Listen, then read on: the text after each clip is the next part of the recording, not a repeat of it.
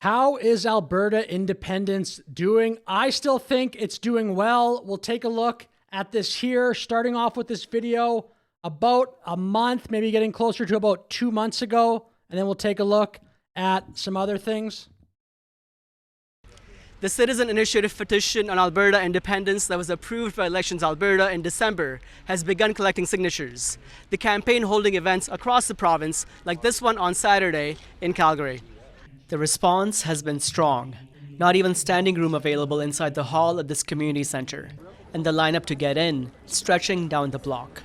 We're seeing this across the province. I had So you can see there on screen, the petition was 4 months together, 178,000 signatures.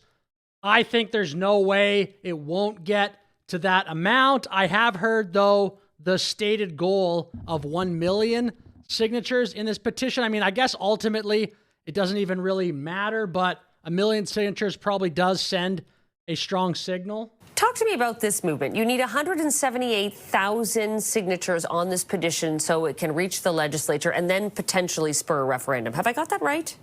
Yeah, and we're crushing those targets. I mean, we need 12 to make the 178,000. We need approximately 12,000 signatures a week. I mean, everybody's seen the lineups going out into the dark Alberta January nights everywhere we go. I mean, we're well ahead of that curve. Our actual goal is in excess of 1 million signatures so that we can demonstrate to the province of Alberta that a majority of Albertans will in fact vote for independence on a going forward basis. So, that's what we're working forward on. There have been a few polls that have happened in the last couple months. Not actually that many, but this poll got some attention. We'll take a look at one other poll after this as well. But about 3 weeks ago, this Angus Reid survey got quite a bit of media attention. The lineups to sign the petition have been long, but across Alberta, new polling suggests support for an independent Alberta remains in the minority. According to a survey by Angus Reid, just 29% of respondents say they would vote for Alberta to leave Canada, compared to 65% who say they would vote to stay. Also, about a month ago, this poll got some attention, a new Ecos poll, although, as people found out, it actually was not new data.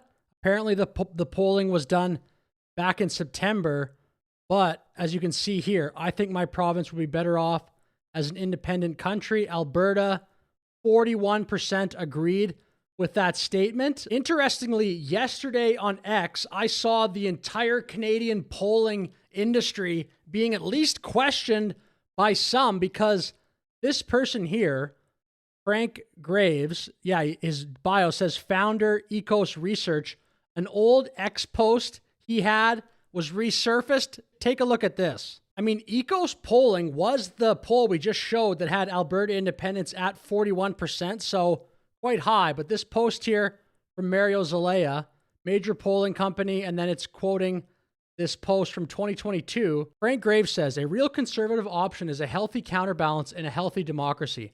Pierre Poilievre is an acolyte of authoritarian populism. This is never healthy. You are on notice. Going to make sure you are never going to leave my country.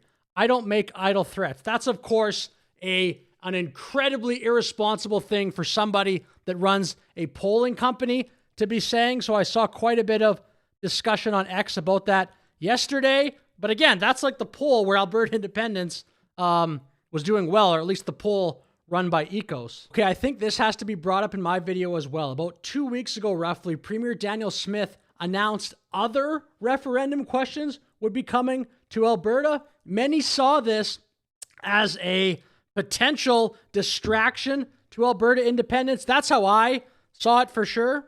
Premier Danielle Smith addressed her province tonight, announcing she wants to put 9 questions to a referendum this October. Among them, proposals to restrict social services from some immigrants.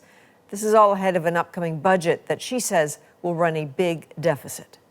To sum up our budget challenge, low oil prices combined with an out-of-control federal immigration policies are together driving unsustainable budget deficits, not just here, but across the country. Shortly after Danielle Smith's announcement, she was asked how the independence referendum would fit in to the other fall referendum Smith proposed. Hi there. I'm just wondering how this fall referendum, I guess, fits in, given that we also have a separatist campaign going on and a petition pointing towards a potential referendum on that topic. Is what you're doing here in part an attempt to potentially ward off or preempt a referendum on sovereignty? Well, Great question. Great question. A referendum on sovereignty? Well, I can tell you that this is the view that our government has, is that these are the kind of things that will give Albertans hope that the Federation can work. This is why we put them on the table. This is why we consulted with them. And that's been my commitment, is for us to continue fighting for a sovereign and independent Alberta within a united Canada. So this is the suite of recommendations that we're proposing.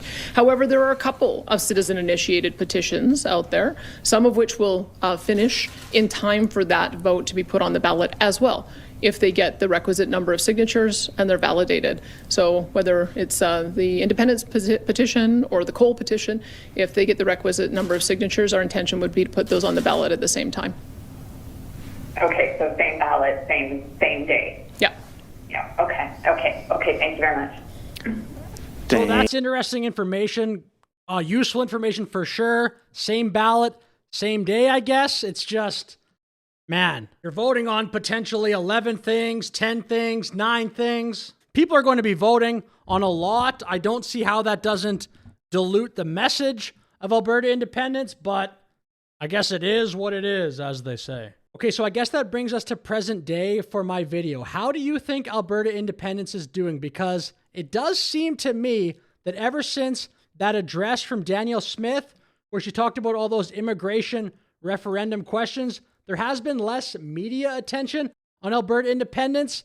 I think that's probably a coincidence. I also think it's just sort of the natural arc, how it kind of in the dog days of signature collecting, there's not really a whole lot to talk about. I definitely think this question of Alberta independence, all the media attention will ramp up in a major way once the petition is over. I also came across this. This is quite fascinating.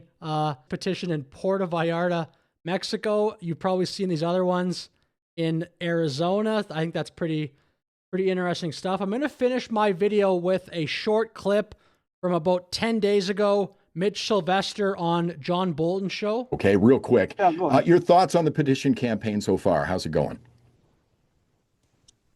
Good, but not the level that I would like it. We're having our biggest problem early in this campaign was dealing with the volume, the amount of volunteers we have. But right as of now, I'm going to be very confident that moving forward from now till, we're just before the halfway point, but we still have lots of time to go. We still have 7 or 8 weeks to go. We're going to collect a big bunch of signatures this week from our canvassers that are out there. We're getting everything coming back. So we're expecting to get a very clear view on that. We're moving forward into the door knocking campaign, which we're going to initiate here very quickly. So you know what? I'm confident that this is all going to get done and in timely fashion. Okay, so with that said, I'll finish my video. Thank you very much for watching. Please like, please subscribe. How do you think Alberta independence is going? Let me know in the comments below, and have a great day.